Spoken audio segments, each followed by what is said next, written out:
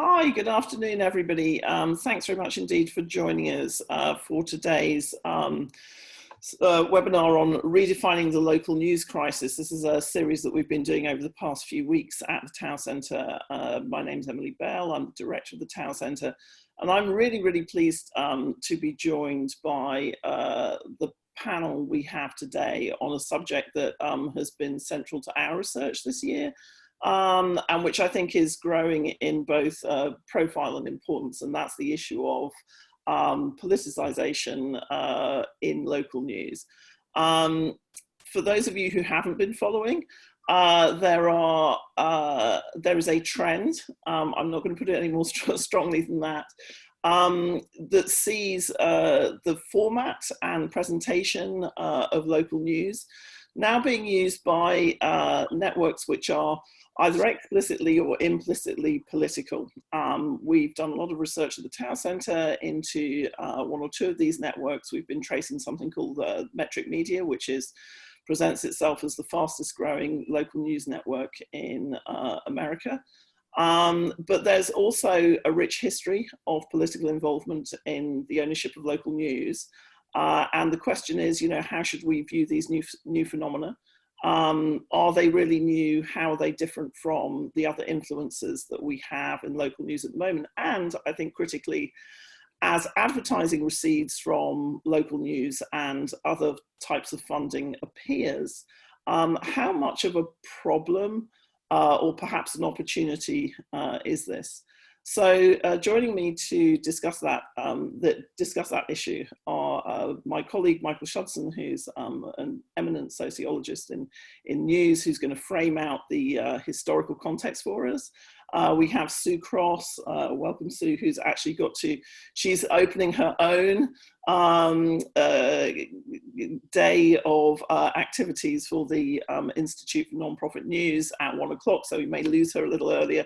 But I'm really grateful that Sue can be here because she's a real authority on thinking about what independence in news means and how we draw those definitions.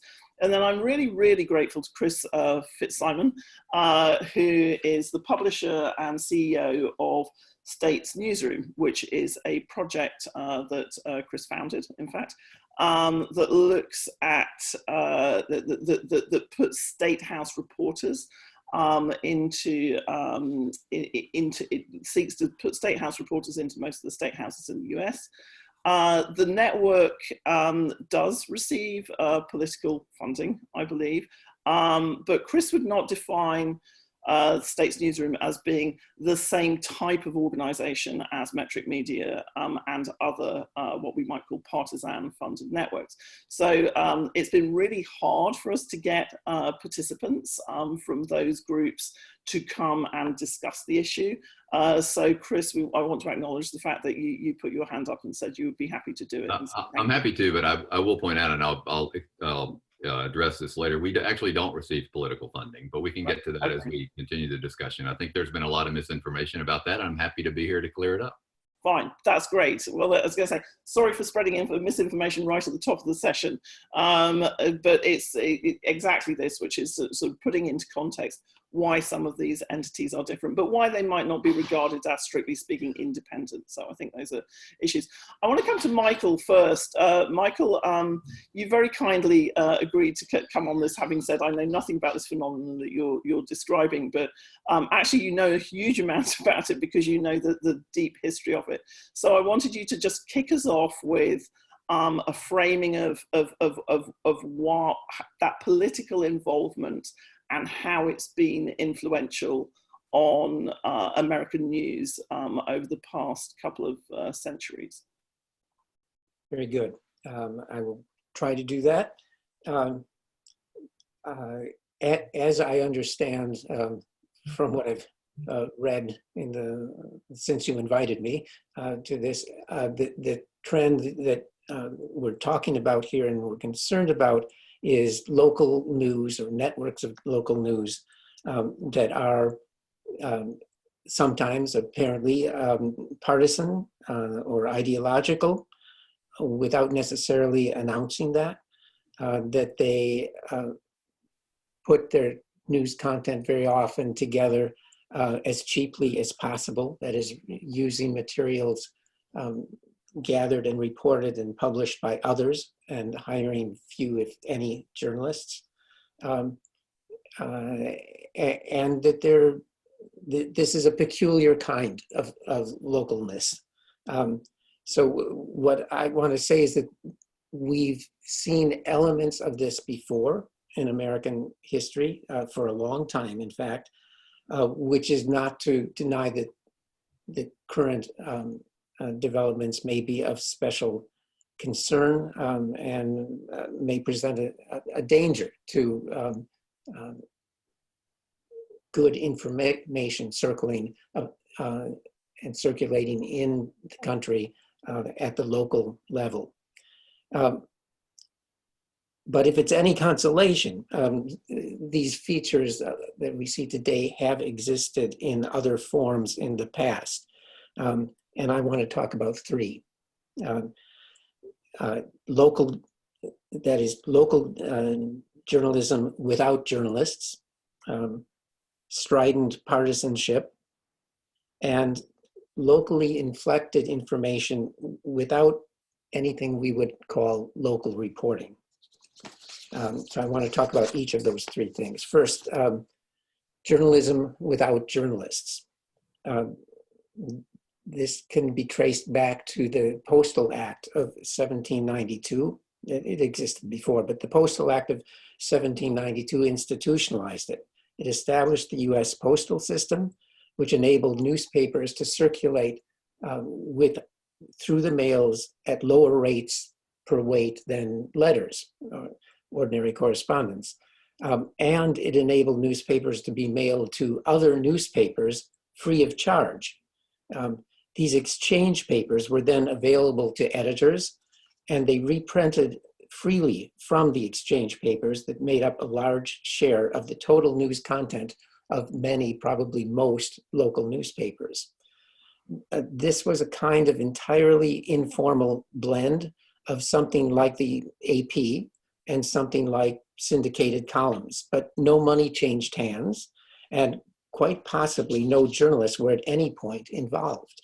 If a London paper or a New York paper printed, say, a European monarch's declaration of war or announcement of the marriage of the prince to the princess of some other dynasty, that would require only a printer in London or New York to put the announcement in the paper, and then the editor who received the exchange paper, usually from a New York paper, in Columbus, Ohio, or Great Barrington, Massachusetts, reprinted it. No journalist, as we would think of journalists, anywhere to be found in that entire operation. So that was standard practice. That's how most newspapers throughout the country in the 1800s, well into the latter part of the 19th century, provided content for their readers. The second point to make is that the press through most of the 19th century was partisan, explicitly so. The founders, the US founding fathers, thought that parties and partisanship were the bane of political existence, and they urged that organized parties not be established. They feared such establishment, what they called faction. But in practice, once the country was underway, the founders often covertly helped partisan newspapers survive, sometimes by writing for them under pseudonyms. But they were not keen on that practice theoretically. You all know that Thomas Jefferson declared he would rather have newspapers without a government than a government without newspapers. Less widely known, he also wrote, once he became president, that the man who never looks into a newspaper is better informed than he who reads them, inasmuch as he who knows nothing is nearer the truth than he whose mind is filled with falsehood and errors. He urged, in fact, that newspapers be divided into 4 sections: truths, probabilities, possibilities, and lies. He just thought the first section would likely be very small. So one thing about the 19th century partisan press that distinguishes it from at least some of the new networks is that they boldly announced their partisanship. They did not insinuate it. That's what they were about. They were political agencies.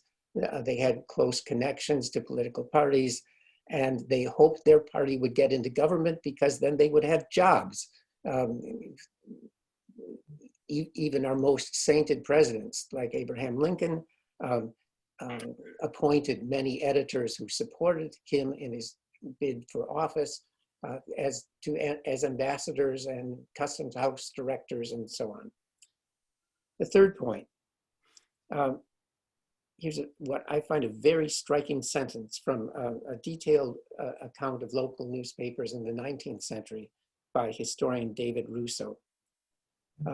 Russo writes that it was only at about the middle of the 19th century that the content of small town newspapers came to have, I quote him, the content of town papers came to have a significant relationship to the communities where they were printed.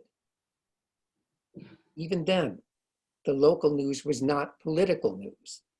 Partisan editors understood state and national news to be political and partisan, but local news was something else. Local news was community news. Local news was social solidarity building news. It was get everyone's name into the newspaper news.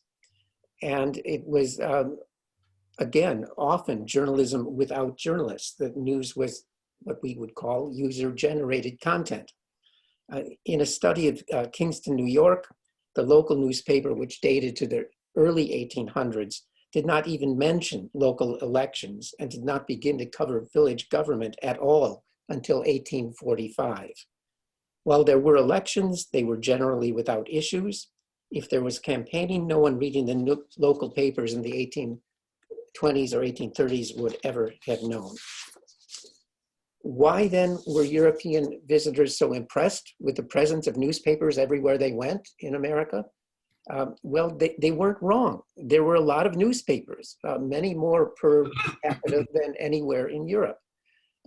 But not because a population demanded them, but because the existence of a newspaper might attract a population.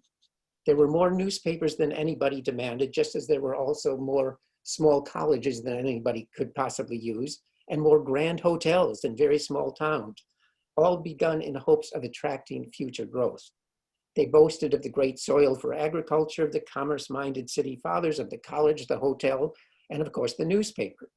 Newspapers' strongest ideology at the local level was boosterism, the commitment to promote local economic growth. Even more precisely, in many cases, newspapers were real estate ventures. In Milwaukee, the two leading newspapers were established in 1836 and 1837 by the leading landowners on either side of the Milwaukee River. Each man was eager to promote the young settlement, especially talking in the paper of the advantages of his side of the river. What to conclude from this? That most of what American journalists are, I think, justly proud of is the strength of news organizations that became professional organizations and supported professionalism as it emerged in the 20th century and not earlier. I think there's much in contemporary journalism to respect and to admire, and sometimes to take my breath away by the skill and courage that it requires and demonstrates. But it's not a long-standing tradition. Basic news practices like interviewing date only to the late 19th century. Basic news ethics and a quest for objectivity, however quixotic that quest may be, date to the 1920s. And strong organizational commitment to contextualizing news stories rather than being satisfied with he said, she said, date really to the 1970s and not before. Whatever this new set of trends is, it's as a kind of pseudo-local journalism. It's a throwback of a sort to journalism that we might wish had disappeared. Michael, that's very eloquent, and thank you. That's just a great, as I say, sort of framing that we tend to meet these issues as journalists as like everything is new all the time. So it's a fantastic reminder to really sort of parse that out for us. Sue, coming to you, so this is not necessarily a new phenomenon, yet it's showing up in sort of very new ways. Can you tell us how? At the INN, you view this, and we've had conversations about this before, where you said, you know, this is actually kind of like a significant and growing phenomenon from your perspective. Can you describe what it looks like and what kind of actors we're dealing with? Yes, it is. My perspective that I'll share is coming from working with nonprofit newspapers, and so there is a definition there, 501c3s under the US tax law. And the reason that matters here is that the IRS actually forbids 501c3 entities from being partisan. Now, in the IRS definition, that's a very narrow definition. It is you cannot take part in any election or take a side or do, in our case, news coverage that would benefit one side or another in any election where there is a candidate. And that's how the IRS in this context defines partisanship. So nonprofit news outlets don't do something that is a hallmark of many local as well as national newspapers, which is endorsing candidates. That doesn't mean they don't cover politics. They certainly do, but they publish election guides, but they're very even-handed. And they need to continue to be nonprofits. And that's designed to protect the consumer, so that the consumer isn't giving to a charity that really is working explicitly or implicitly to bring about a change in government or be politically active. So just that framing, so you understand in the nonprofit world. That said, we see journalism changing, and because nonprofits are growing, I think it tends to surface a lot of these issues or kind of exist at the cutting edge of some of them. So many of our member publications that are part of INN have a clear point of view and a stated point of view. The Marshall Project, which that's national, not local, but there are local equivalents. You know, they believe the criminal justice system is in need of reform. It's fair to say that, and that's their point of view, but they are not out advocating for specific reforms. So we are seeing this huge gray area between journalism and advocacy, and some of that is progressive or conservative. Some of it is much more ideological or issue-based. The majority, I would say, is issue-based because of those IRS partisanship limits. But you definitely are seeing an evolution of news from this kind of voice of God view, the kind of, if you think of, imagine Walter Cronkite's voice going back a ways, or this very even-handed neutral voice, to a voice that has a point of view. What we are seeing is a kind of division, and to speak to partisanship, we don't necessarily see partisanship as a problem. It is in this nonprofit world, but as long as it's explicit in those distinctions you drew in your introduction, and that Michael drew as well. If something has an elephant or a donkey splashed on the front page, or a value statement that says we cover news from a progressive lens, or here is our point of view. We think if it's explicit, that's the key thing. The issue is transparency, and so the reader knows where this publication is coming from. The ones that concern us, including those that you mentioned, there's been this swath of startups that just say, no, we're not partisan. We just happen to only be in swing states, and people take varying views on their content analysis, which I haven't done, but people have said, if you watch them over time, you will see that. I would note that when there is partisanship and it's not explicit, it often takes a long time to watch it. or some deep digging to detect it. And this is where I think we really get into a dangerous area that is different from the old days when partisanship was the norm. It's this kind of underground point of view masquerading as objective journalism, where I think we get into trouble. And I'll give you two examples. There was an organization that came to us, I want to say 3 or 4 years ago. They had entirely anonymous funding. They were producing a lot of good content. They distributed it very heavily to African-American newspapers. And they applied for membership, and we looked at them. And they said, no, it's just our funders want to be anonymous. And they did not become a member of INN because of that. But I watched their content. I subscribed to them for a long time. A lot of the coverage was great. It was fine. But over time, you could see patterns of stories. In that case, a lot of positive stories about the coal industry, and a lot of stories portraying new forms of energy as having a racist impact in disadvantaging communities because of tax policy to fund them and so forth. You had to read them for probably 3 or 4 months to pick up on the pattern, I would say. Was that ideological? I think so. I don't know for sure, but the pattern was pretty clear to me. The second example I'll give you this year came from within our world. We had several members that were approached by a major funder, tech money initially, approached news organizations across the country offering big grant funding for coverage of the big issues of our day, right? Education, health care, environment, hands off, no editorial impact, no review, complete editorial independence. So on the surface, that sounds great. That sounds fine. Everyone has editorial independence policies. It's clear cut. But then what if I told you that that funding was that all the organizations reached were only in presidential swing states, and that the topics to be covered, while they are the big issues of the day, are also the hot button issues that can be expected to sway voters in the coming presidential election.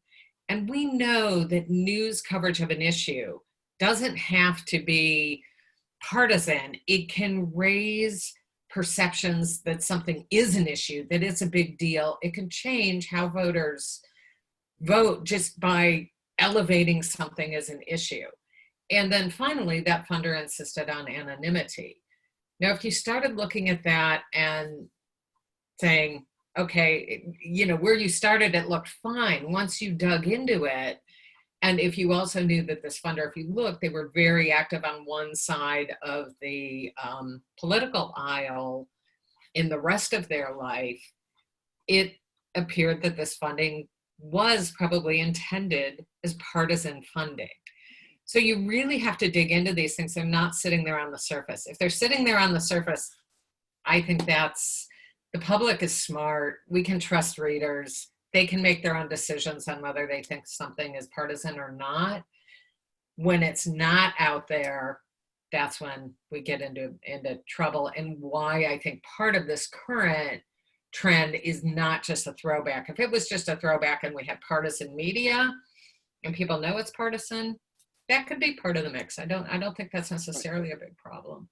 And that sort of extends to some extent beyond the categorizations of organizations like the INN.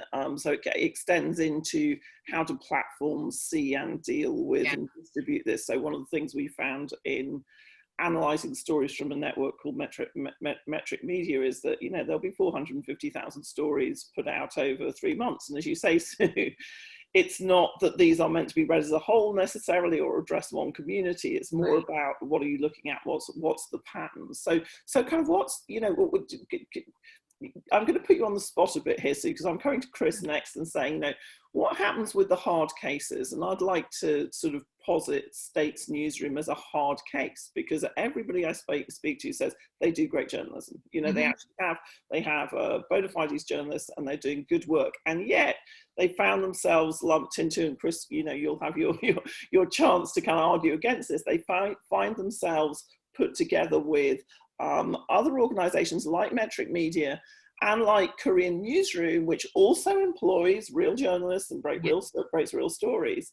Why is States Newsroom, do you think, such a hard case?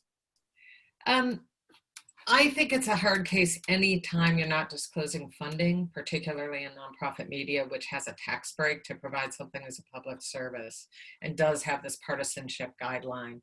So to me, they are doing, I don't read all of the states' newsrooms.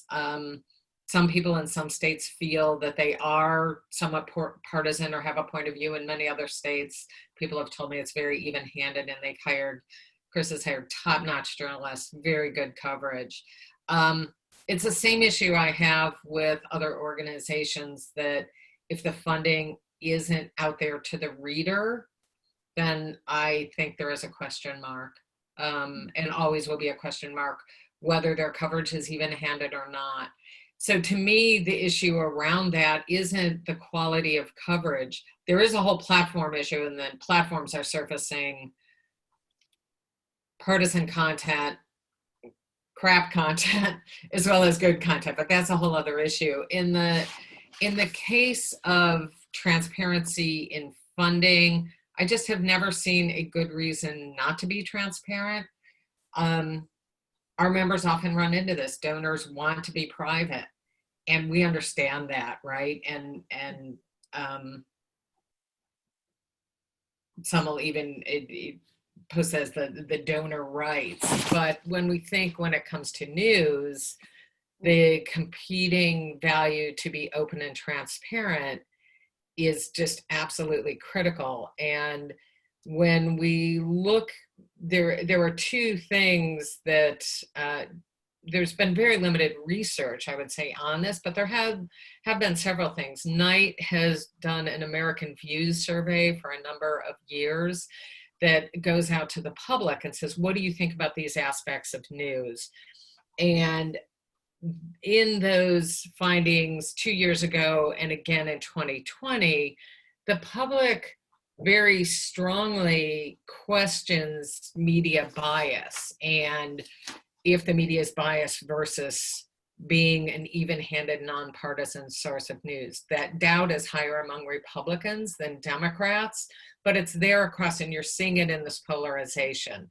So there is something that the American public looks at and says, is this even-handed or not? And then you also will see a great deal of research by the Trust Project, which is a project working with about 200 news sites so far, and many more, I believe, over time, to build news sites that increase public trust between the media and the public. And that's really important, we think, to do over time. And the Trust Project has done research, and they find that when you disclose your funding, as well as many other aspects about your organization, that increases public trust. People are like, okay, I know where you're coming from, I know who funds you, and there are benefits, there are public benefits to that. So that's why we think that is so important in just creating a healthy new relationship with the public in the news world. Right. I want to put in a pin in that and then come to Chris. A couple of things, Chris. I'll ask you just to address that question about funding. If you go to your website and you read biographies, including your own. You worked for Speaker Dan Blue for a while. It's clear that there are ties to, a particularly progressive view among people on the staff. You're not trying to hide that. So why, again, just talk me through the founding of States Newsroom, and why this sort of funding issue is something which has seen you categorized with groups that you say we actually don't belong in that category, but that, yeah, as we heard from Sue, perhaps more transparency would allow readers to draw their own conclusions rather more clearly. Sure, and thanks for the opportunity to clear up a lot of things. First of all, we do disclose our funding. If you go to our website and our About page, every donor that's given us more than $500 is currently listed. That was a policy when we became our own 501c3 organization last summer. We started operating independently in November. And our policy has evolved, and we knew we were going to be doing this. So now you can see who gives us money over $500. That's the first thing. The second thing is, I think the confusion came.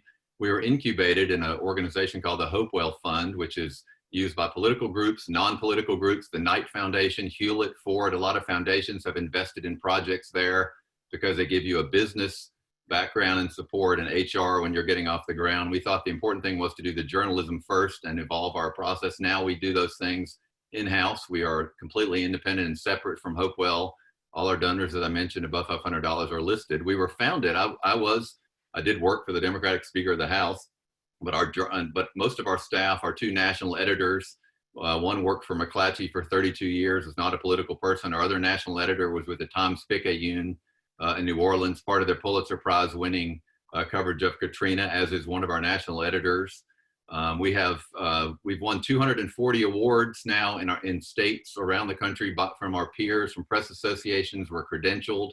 We are real journalists doing the real work. The whole idea of State's Newsroom is that state government and politics, when you consider how little it's covered and the shrinking coverage and how much impact it has on people's lives, we really believe it's sort of the nexus of what's happening to our democracy, which is people don't have information they need to make decisions about their lives. And our goal is to present them hard-hitting, relentless reporting every day from their capital, and commentary, which is left of center or liberal commentary, just like the Washington Post or the New York Times. So we believe in a strong, robust editorial page, but we clearly label what's commentary and what is news.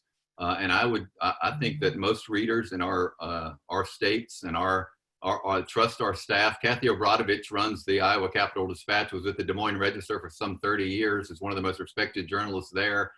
I could go on and on about our staff and who they are. I think we have 7 Pulitzer Prize winners or finalists. Our job is to increase the quantity and quality of news in state houses. We're in 18 states. We have some 80 journalists that now we support with benefits and support from a headquarters office, and we have a Washington bureau that covers congressional delegations. So in some ways, we're more analogous to an old style newspaper chain where we're the publisher and we provide editorial support and guidance, but there's a lot of editorial independence in our state capitals. We publish 100 stories a day, sometimes more. And most of all of it is about what's happening in state government and politics and some local governments that affect people's lives. That's really the reason we exist. And I do wish that we hadn't been lumped in with the partisan or ideological media, because I think it's created some misperceptions. But I ask people every day, judge us by our journalism and our journalists. And I think you'll find that we are well-respected members of the press corps in the states that we're in. One of our last outlets was the Tennessee Lookout, where the reporter of the year from the Tennessean is now our senior reporter, Anita Wadwani, who does amazing work. So I think we mentioned before we went on the air, the Neiman Foundation initially wrote a story lumping us in with the Courier newsrooms, and then after further consideration and communication with us, concluded that we are not part of the partisan media, that we're a respected news outlet, and that's what we seek to be. We're trying to complement and supplement what's already out there, but we do think there's a shortage of information, especially in the state house, about state government, about governors, about what's happening to people's lives. Do you think, so when you talk about being lumped in with, there are things out there that I'm sure people have read, like the opensecrets.org did a map of the progressive news organizations and how they're funded, and State's Newsroom sort of crops up on that.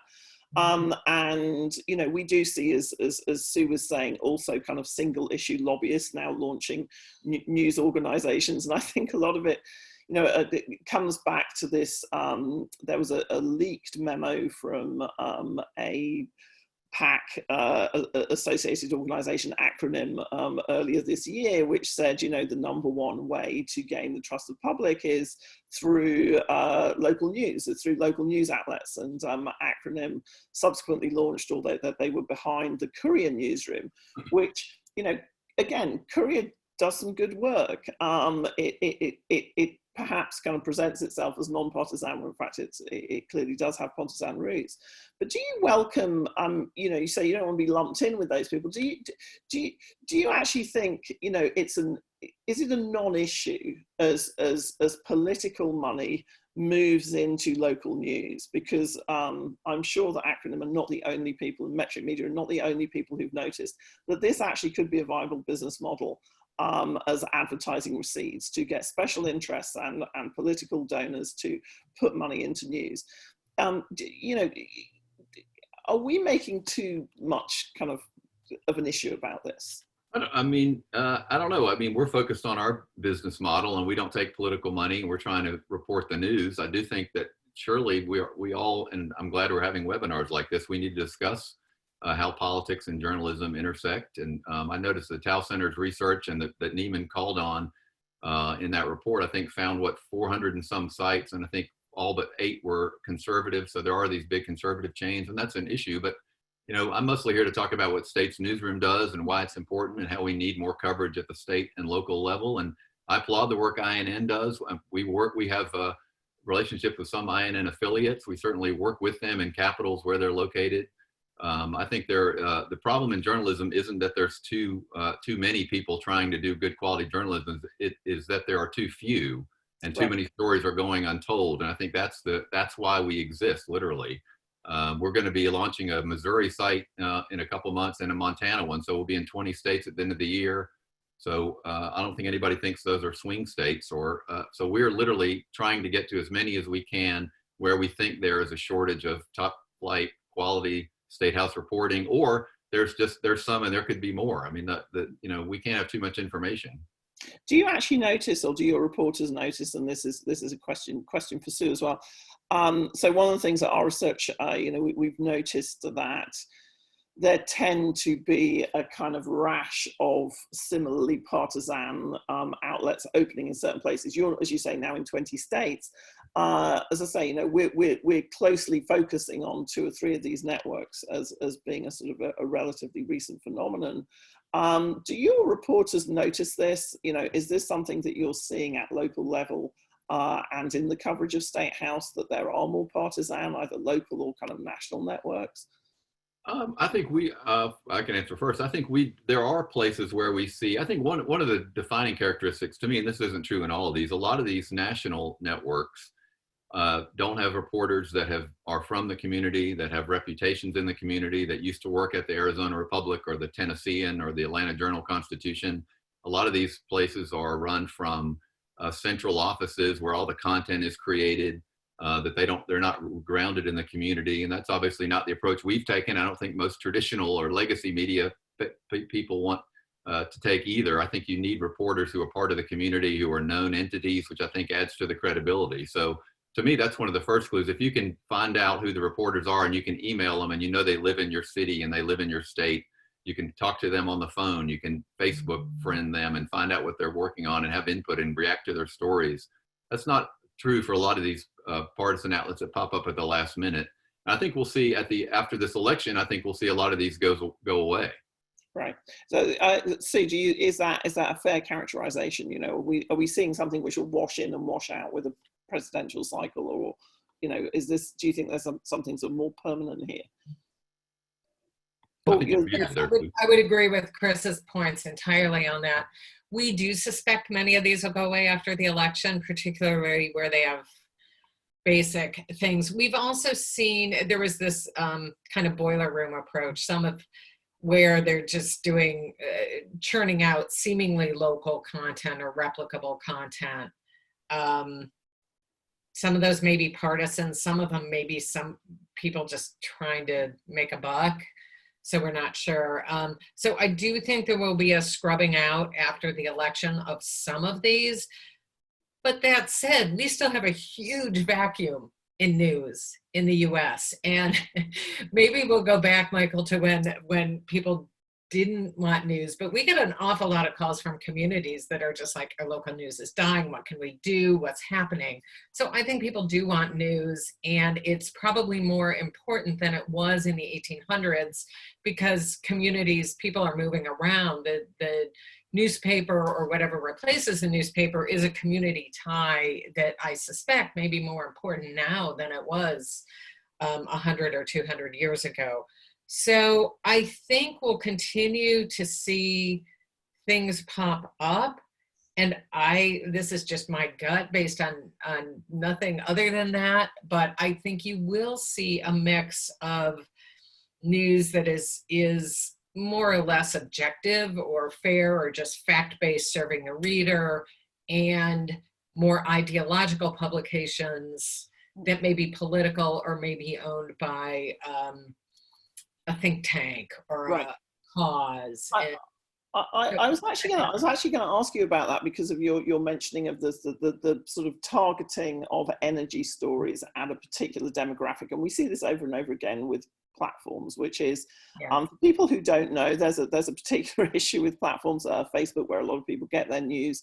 My understanding is you self-identify as a news organization, and then your page appears as, you know, this is a news media organization.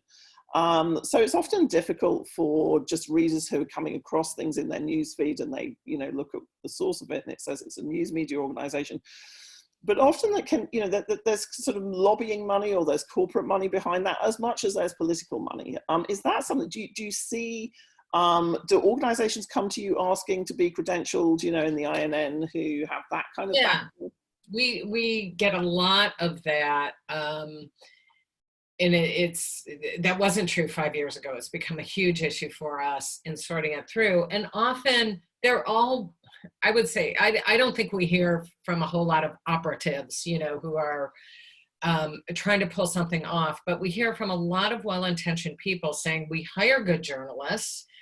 We think this is, or it will come out of solutions journalism into really advocacy without that kind of rigorous reporting behind it. So they say, we're just going to highlight these solutions and these people and these issues. And that's where it gets to the consumer. Do they know they're only going to highlight these and not address, and it doesn't have to be he said, she said journalism, but there's clearly a cause involved in that. And we'll say that's cause communications, which is a noble and perfectly ethical thing to do. But it's different to me than journalism.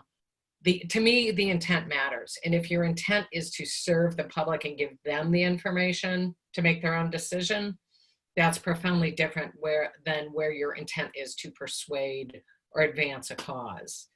And as long as you're clear about that, I think it's okay. Right. I'm going to ask Michael how we should think about this in a world, you know, where perhaps at one time, it's very sort of against, if you like, the kind of constitutional outlook to try and bound what is news, or, you know, what we should see as news organizations. But as we have this new phenomenon of kind of everything presenting, if you like, or with the ability for everything, including causes, corporate money, political money, to present as news. And it's very difficult then for audiences perhaps to parse whether that is news or not.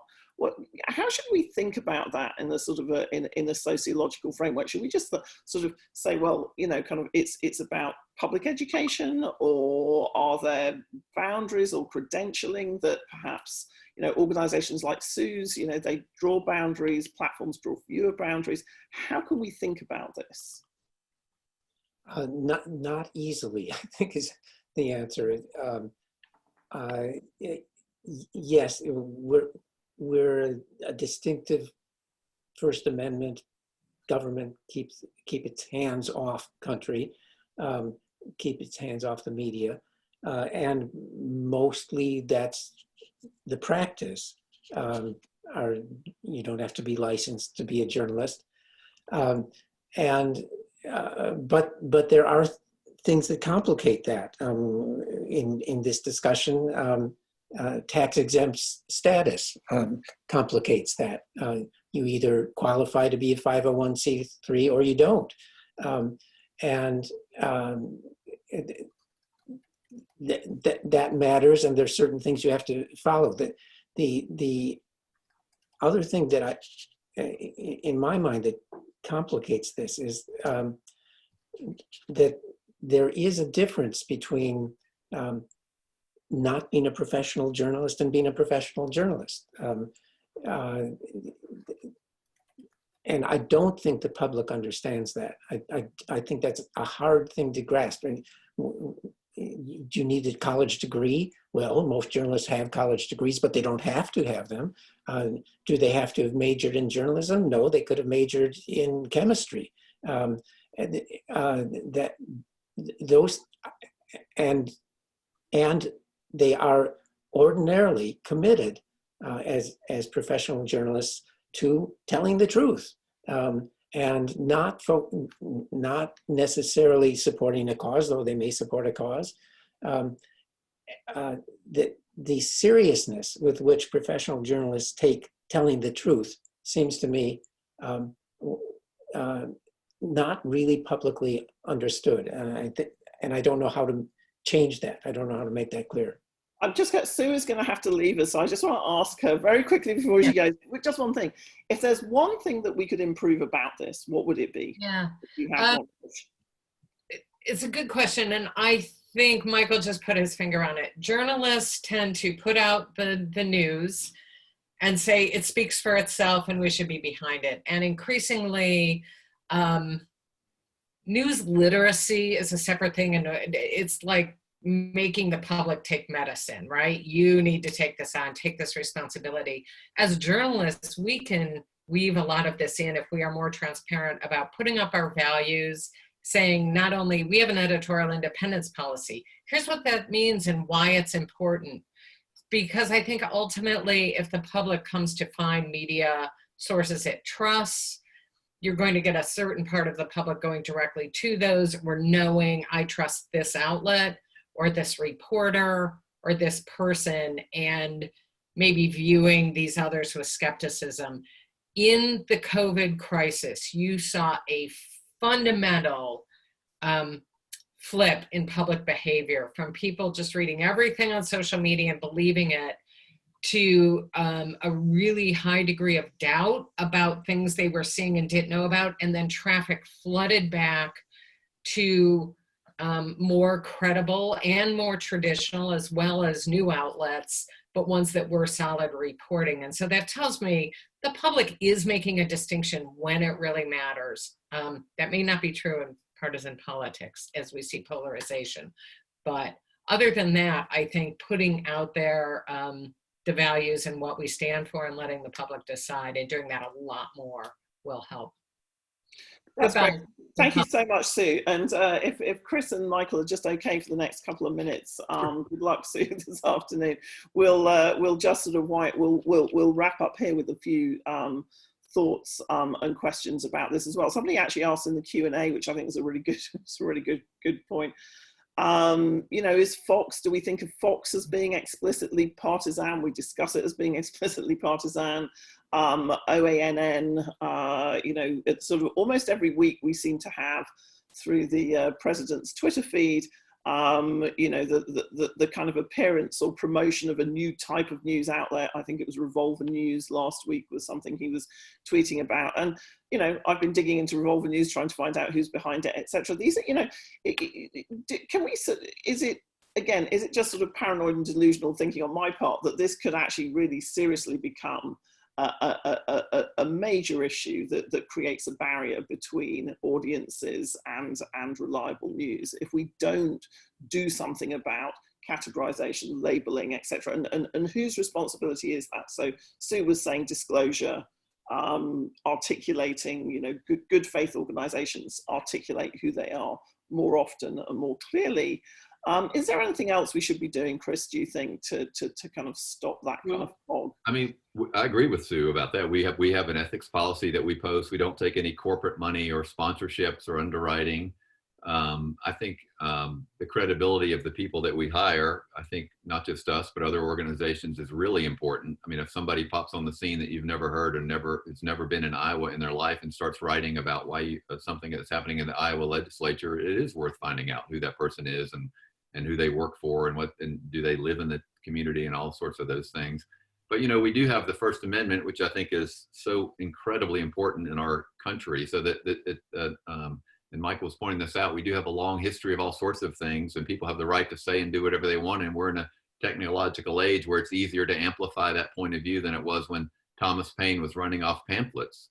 But I do think that we do have to also count on the public's intelligence and their ability to discern, as Sue mentioned, our traffic set records during when the COVID pandemic began. It's still unusually high because people are starved for information. I do think they trust our journalists and they turn to them. So I think we have to do all we can, but we also ultimately have to trust the news consumer and the people that they will seek out and rely on quality, sensible information. To me, Michael, that seems like a really high bar on a very confusing, fast-moving, really quite illegible system that we work within now. So are we being too kind of old-fashioned in how we think about this? Is that in the, you know, the good will rise to the top? I'm obsessed with, you know, Gresham's law in economics that says unregulated bad money always drives out good, and I feel that sometimes with speech that's exactly what's happening in news. You know, are there things that work or might work to clarify this apart from just individual behavior? I think there are, but you know, they don't work perfectly. I mean, the whole fact-checking movement is what, it's 15 years old or so, 20 years old maybe, and it started in the U.S. It's become worldwide. It's I think quite powerful in what it does and how it does it, and yet what impact does it have? I don't know that it's how to measure that, or if it has been, you may know of if it's been measured fairly well.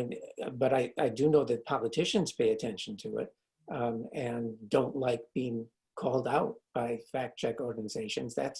So there's some kind of accountability there. But you know, I think that's going to be one of several or a handful or two handfuls of different kinds of solutions.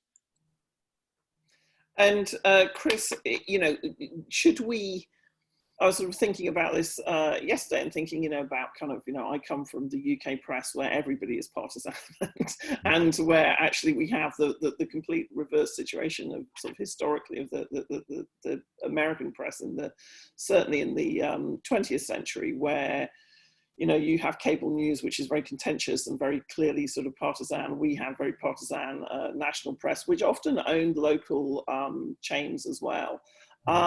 You know, actually, would it matter if there was a lot more partisan money going into networks as long as they were employing high quality reporters? Is that something that we should, because it feels to me like that's quite likely that we may. Yeah, it might be that we're headed to the UK model or the historical model. I don't know. I think there's still we're still a good ways away from that.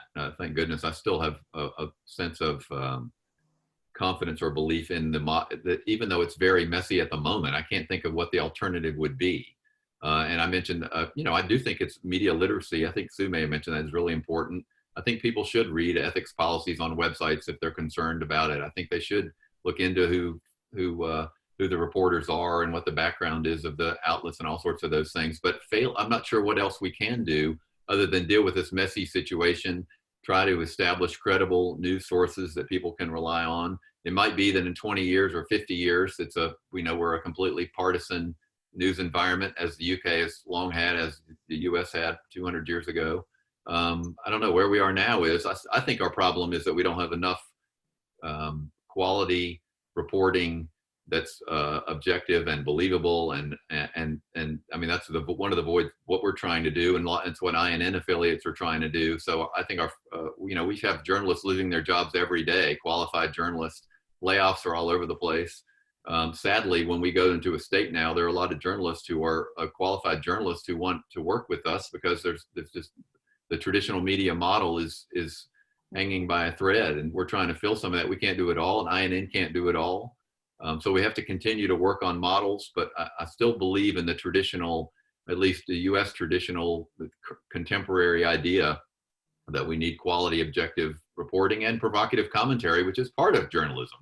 Mm-hmm. So I wanted to ask you as well, just make it clear that we did invite Metric Media to be on the panel, and they declined. They don't like some of the research that we've done, which is fair enough. But the so for instance, metric media is an interesting one because it has produced a lot of stories under generic stories under specific geographic titles. But now it's actually moving into buying up kind of newspapers that have histories and communities attached to them. So when we see something like that, again, Chris, how should we think about the metric media model? Maybe it's right. Maybe we just don't understand fully how the model of the news business is going to work, and perhaps it's necessary to do that. I don't know. Yeah, I certainly don't have all the answers, but metric media is just, is that the latest wave of, Sinclair Broadcasting has been around for quite a while. Right. There are newspaper chains that have histories of being very conservative or very liberal that people know about. I mean, that's already been happening. I'm not sure that it's new. Maybe the edginess or the degree of partisanship or ideology is different, but this has happened off and on, and it'll be interesting to see what we do in the post-Trump era as all this, if it settles down, or is this something that'll happen. The other alternative, somebody mentioned early on, maybe it was Sue, about making money off of these things. Some of these things aren't designed by ideology at all. They're designed to make money or be bought out by other publications. We didn't even talk today, and I'm sure you guys have talked more about this, the hedge funds buying out traditional medias and what that means for the future of journalism. So, everybody's been saying journalism is at a crossroads, but we've been here for quite a while, and we're still trying to figure out where the road leads. Right. Yes, we're stuck at a crossroads, and the traffic signals don't seem to be functioning at the moment. Right. So we are kind of pretty much up to time, but I just want to ask both of you before we go. Again, I just want to return very briefly to how new distribution mechanisms categorize news. And, Google News has a Google News tab, which labels things as news. Facebook has a news publisher tag. And again, we ask the platforms to come on and discuss that, because I think that that's incredibly important in terms of how these things are presented. Is there a sort of, you've both talked about literacy residing, with the individuals. Is there something where, kind of platforms have just taken that view, the sort of, if you like, informed by the First Amendment, to be as wide as possible in that category? Michael, you said, actually it doesn't really matter who is a professional journalist and who isn't. Is it too late to put the genie back in the bottle, or should we be asking the big systems of distribution to think a little bit more carefully about categorization? This is not an area where I'm an expert, but a reader should be able to know or find out easily where this news comes from, and what it is we know about that news source. Is it from Fox? Is it from the New York Times? Is it from CNN? And any intelligent news consumer knows that it makes a difference, and reads the story in a different way. The story might be useful from any of those sources, but if you have three friends who recommend restaurants to you, it makes a difference whether one is a vegetarian and hates the steakhouse, or one is a steak eater who hates the steakhouse. And here with news, it makes a big public difference. Chris, should we be leaning on the platforms to help us navigate through this a little bit harder? Well, it's interesting when you think about the platforms that they publish news, but they don't produce news. So the question is, are they responsible for the content? That we are certainly responsible and have legal, ramifications if we publish something that is libelous or whatever the case may be, incorrect. And it's interesting that oftentimes those networks are not. And I think we're going to see more discussion of that in the coming years, especially in this era of misinformation around something so simple as protecting your life from a deadly pandemic. I think that will be a jump start maybe to getting, and it already has been in some ways, but it's mostly been self-regulated. But it will be interesting to see what happens with those networks. But I do want to go back. I do think that the people, when news from the community, from people in the community, I think is one of the few things that we can sort of, as a baseline, start out as. I mean, if folks live there, are familiar with it, know them or see them, or they live in your town or your state, I think it goes a long way, instead of some out-of-state conglomerate producing the news from New York and publishing it. There's a lot of struggles we have, but that's one baseline I think that readers can count on. We are up to time. I just really want to thank Michael and Chris and Sue for a really fascinating conversation. I kind of, again, with everything in this series, I feel like we've really explored the tip of a very important iceberg. But it's interesting with Chris's last point there about funding models and regulation, etc. We go right back to our first seminar where we were talking about how do we even really know how to evaluate or count news on the ground. I think that throughout all of our discussions, we've really sort of come to the conclusion that there just isn't enough high quality reporting. We kind of know that. And now, what are the mechanisms that might improve that? And also, what are the countervailing forces that may appear in the market, like, political interests that might shape that in the future. I want to thank everybody who's attended the seminars. I really want to thank the team at TAU, particularly for this local series, Sarah Rafsky and Sam Ford and Hannah Joy. And thank you very much indeed for everyone who's attended and your engagement. If you want to follow us, we're at Tau Centre on Twitter. Sign up for our emails. You'll get links to the recordings of these sessions and a newsletter which covers these issues in more depth. So that's it from me. Thank you very much to the panelists. Thank you to the audience, and look forward to seeing how these fascinating issues unfold. And